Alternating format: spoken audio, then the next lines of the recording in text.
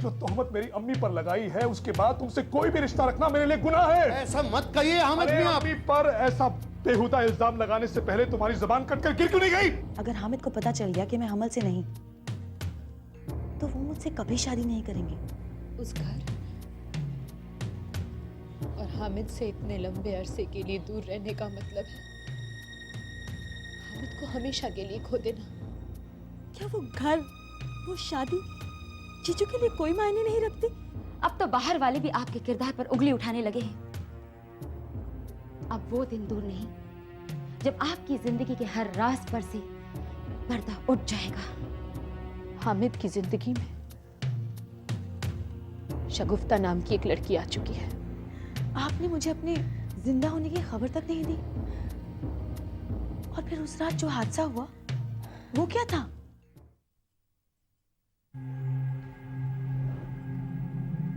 या अल्लाह, इसका मतलब इमरान ने आपको मारने की कोशिश की।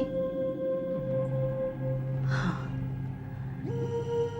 उसे मेरी जान को खतरा था, इसलिए मैं छुपती रही, क्योंकि मुझे खौफ है कि अगर उसे पता चल गया कि मैं जिंदा हूं, तो वो मुझे फिर से मार देने की कोशिश करेगा। अम्मी, इस तरह तो आपने खुद के लिए और अपनी जिंदगी के लिए खतरा मोल ले लिया। हाँ बेटी, लेकिन इसके अलावा और कोई रास्ता भी तो नहीं था। उस वक्त मेरी जान बचाने के लिए मुझे ये एक ही माकूल रास्ता नजर आया। गाड़ी से कुचलकर उस औरत का चेहरा पूरी तरह बिगड़ गया था। इत्तेफाक से उसकी कद-काठी बिल्कुल मेरी तरह थी। मैंने अपना पर्स और आई कार्ड लाश के पास फेंक दिया, और इसी वजह से तुमने, पुलिस ने, इमरान ने, सबने ये समझ लिया कि मैं मर गई। दुनिया की नजरों में मरने के बाद मुझे मेरी जान बचाने के लिए ये जरूरी था कि मैं इस गलतफहमी को बरकरार रखती। मगर अम्मी, अब आप क्या करेंगी? बुरखे में एक गुमनाम जिंदगी बिताऊंगी। मैंने कई मर्तबा तुम्हें फोन करने की कोशिश की, लेकिन बदकिस्मती से हर बार तुम घर पर नहीं थी। और इसी दौरान जिस इलाके में मैं छुपी थी, मुझे वहां 2-3 दफा इमरान दिखा। मैं और भी खौफजदा हो गई, और इसीलिए यहाँ नहीं आई। या अल्लाह, ये तो बहुत अजीब हालात है अम्मी। हाँ बेटी, और इन हालात में अगर पुलिस को और दुनिया वालों को ये पता चल गया कि मैं जिंदा हूँ, तो पुलिस तो मुझ पर शक करेगी ना। पुलिस को गुमराह करने का इल्जाम लगेगा मुझ पर, मुझे सजा होगी। और फिर बीमा कंपनी से मेरी मौत का मुआवजा भी तो तुम वसूल कर चुकी हो। मुआवजे की रकम 25 लाख रुपए हमें बीमा कंपनी को लौटाने होंगे। बीमा कंपनी और पुलिस हम पर इल्जाम लगाएगी कि रकम के लिए हमने मौत का ही ड्रामा किया था, एक बेगुनाह औरत का कत्ल किया। मगर अम्मी, वो तो इमरान ने किया। नहीं बेटी, इमरान का जुर्म साबित करना हमारे लिए नामुमकिन है। बेहतरी इसी में है कि दुनिया वालों के लिए मैं मरी बनी रहूं। मेरी वापसी सिर्फ तेरे लिए है मेरी बच्ची।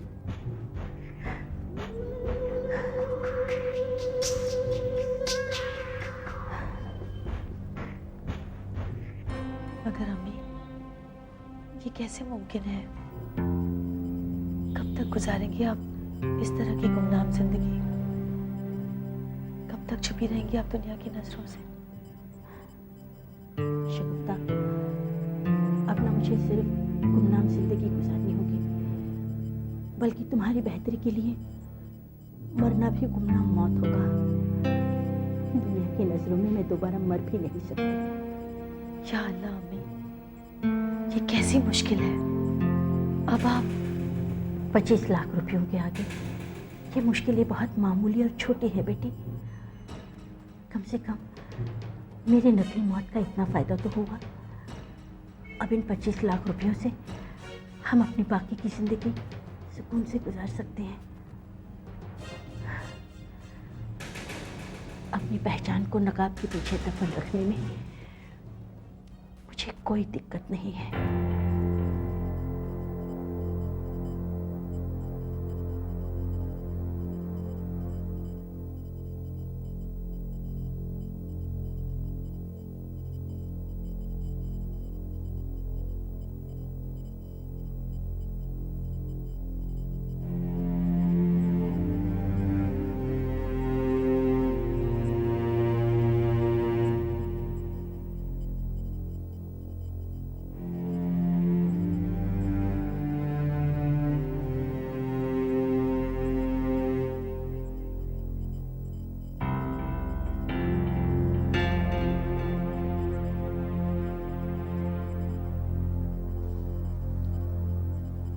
या अल्लाह, ये मेरी जिंदगी कैसी करवटें ले रही है। देखते ही देखते सब कुछ बदल गया। शबाना और मेरे दरमियान इतनी कशीदगी होगी कभी मैंने सोचा भी ना था। शगुफ्ता भी हमल से है, मुझसे निकाह करना चाहती है। पता नहीं इस मुश्किल से कैसे निजात पाऊंगा। समझ में नहीं आता कि शगुफ्ता और मेरे रिश्ते का क्या मुस्तकबिल है। हामिद, तू सोया नहीं बेटा? नींद नहीं आ रही अम्मी। नींद तो मुझे भी नहीं आ रही।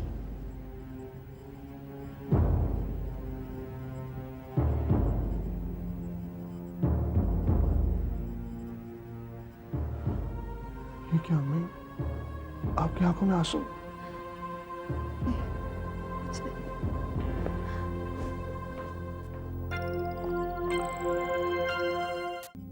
आखिरकार वही होता है जो खुदा को मंजूर होता है, और फिर अब तक जो हुआ है उसे बदला तो नहीं जा सकता। अम्मी, मैं तो कहती हूँ कि हम ये शहर ही छोड़ देते हैं। सब कुछ भुलाकर हम लखनऊ चले जाते हैं अब्बू के पास। पागल हो गई है तू। जब तक तुम पर चल रहे मुकदमे का फैसला नहीं हो जाता तुम ये शहर नहीं छोड़ सकती।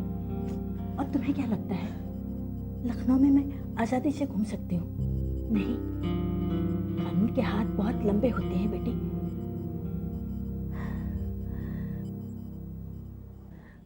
तू बता, इस दरमियान तेरी जिंदगी में क्या क्या हुआ? आपके चले जाने के बाद मैं बिल्कुल तन्हा हो गई थी। पूरी तरह टूट चुकी थी मैं। मुझे ऐसे लगने लगा था जैसे मेरी दुनिया ही खत्म हो गई। फिर मुझे एक फिल्म प्रोड्यूसर मिली, नफीसा अली। उन्होंने मुझे अपनी फिल्म के लिए साइन भी कर लिया और जज्बाती तौर पर मेरी बहुत मदद की। हामिद के साथ तेरा रिश्ता कहाँ तक पहुँचा है? हामिद और मेरे रिश्ते के दरमियान काफ़ी उतार चढ़ाव आए। उन्होंने किन्हीं नाजुक मौक़ों पर मेरी हर तरह से मुमकिन मदद की, लेकिन जब उनकी बीवी को हमारे रिश्ते की भनक हो गई, वो मुझसे कतराने लगे, मुझसे दूर भागने लगे। मगर इससे पहले हम दोनों ने एक साथ कुछ ऐसे लम्हे गुजार लिए जिनकी बिना पर मैंने उन्हें ये कह दिया कि मैं उनके बच्चे की माँ बनने वाली हूँ।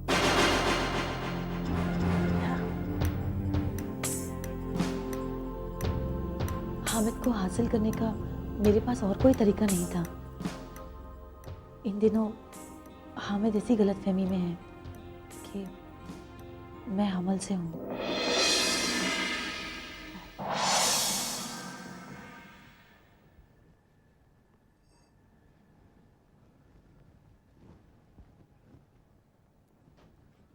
हामिद, मैं जानती हूँ बेटा, जितनी परेशान मैं हूँ इस वक्त उतना ही तू भी है। मैं तेरी परेशानी में और इजाफा नहीं करना चाहती, पर क्या करूं, मन इतना बेचैन हो रहा था, सोचा चलकर कुछ देर तुझसे बातें करूं, शायद बेचैनी कुछ कम हो। मम्मी, मैं आपके दिल का हाल समझ सकता हूँ। हामिद, मैं सोचती हूँ तो मेरा दिमाग फटने लगता है, कलेजा मुंह को आने लगता है। आखिर शबाना को मुझ पर ऐसा बेहुदा इल्जाम लगाने की क्या जरूरत थी? दिमाग खराब हो गया उसका अम्मी। अरे, अगर उसका मकसद मुझे सिर्फ लखनऊ भेजना था तो कह देती,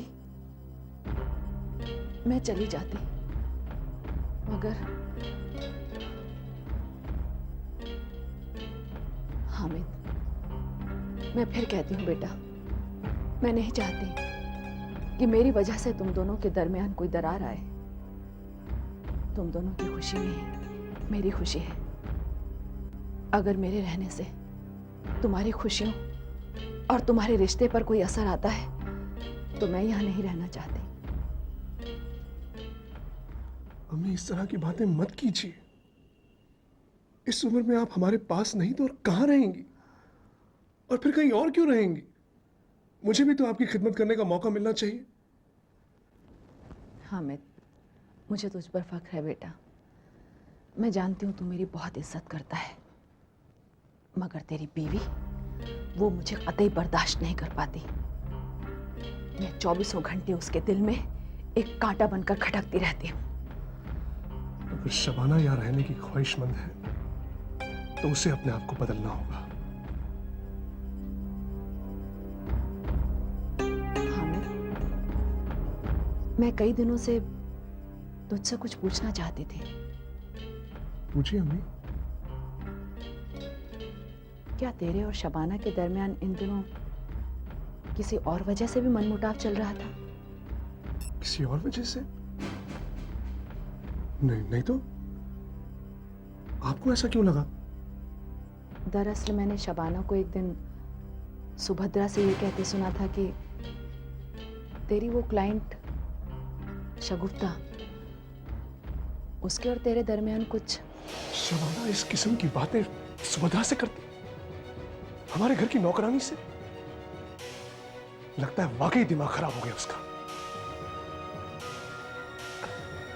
How can she do this?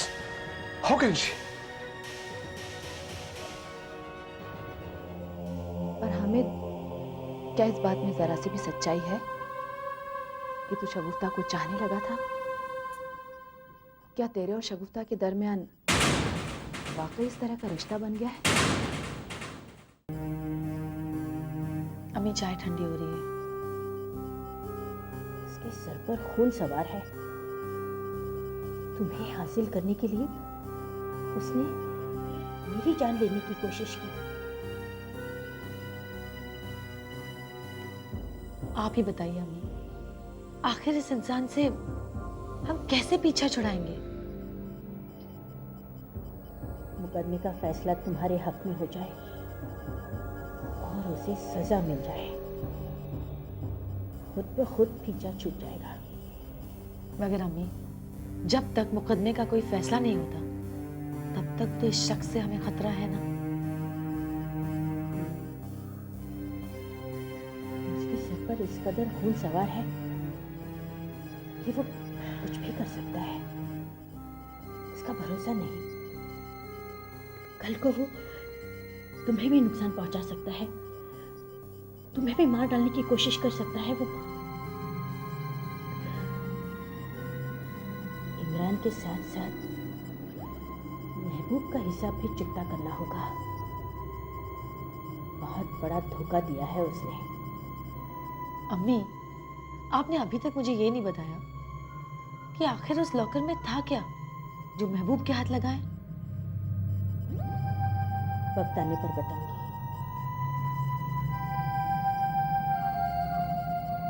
अम्मी, क्या अभी तक सही वक्त नहीं आया?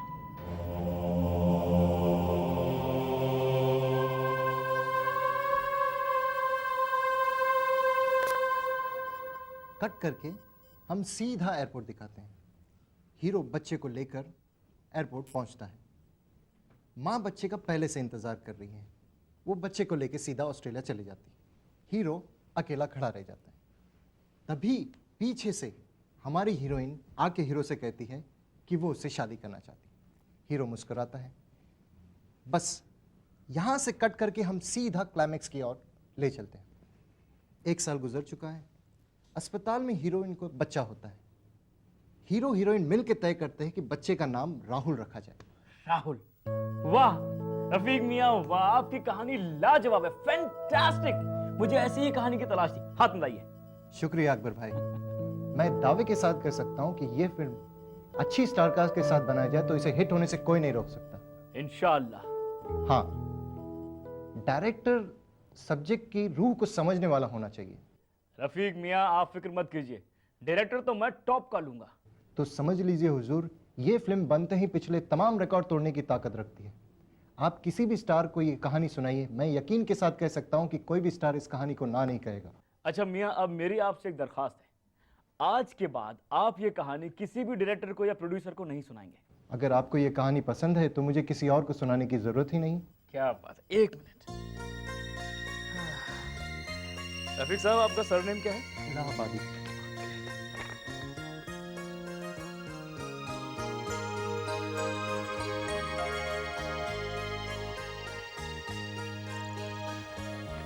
रफीक मियां, ये छोटा सा टोकन अमाउंट है ताकि आपको तसल्ली रहे कि हमने आपकी कहानी खरीद ली। जी शुक्रिया। आपने जो फीस बताई थी ना हमें, वो हमें मंजूर है। आपकी फीस की बकाया रकम फाइनेंशियल से पैसे आते ही हम आपको अदा कर देंगे। ठीक है अकबर भाई, तो मैं आपको कब फोन करूं? अम्मा आप तकलीफ मत करो, हम खुद आपको फोन करेंगे। जी बेहतर है। ये लीजिए चाय पिए। शुक्रिया। अबू, आप मुझसे ये कतई उम्मीद न रखें कि वक्त के साथ मैं अकबर को भुला दूंगी। अबू, ये नामुमकिन है। मैं खुद को तो भूल सकती हूँ, मगर अकबर को कतई नहीं भुला सकती।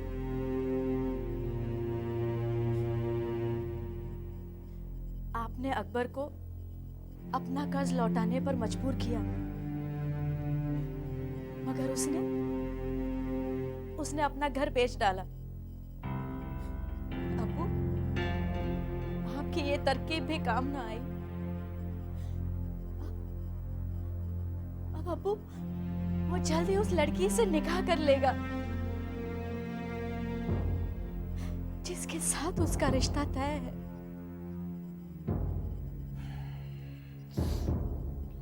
तस्रीन बेटा, मैं अकबर से बेहतर लड़का तलाशूंगा तेरे लिए। आखिर अकबर में ऐसा क्या है जो तू इस कदर फिदा हो रही है उस पर? क्या है? What is it? अबू, मैं और अकबर रिसोर्ट के एक ही कमरे में एक रात साथ में गुजार चुके हैं।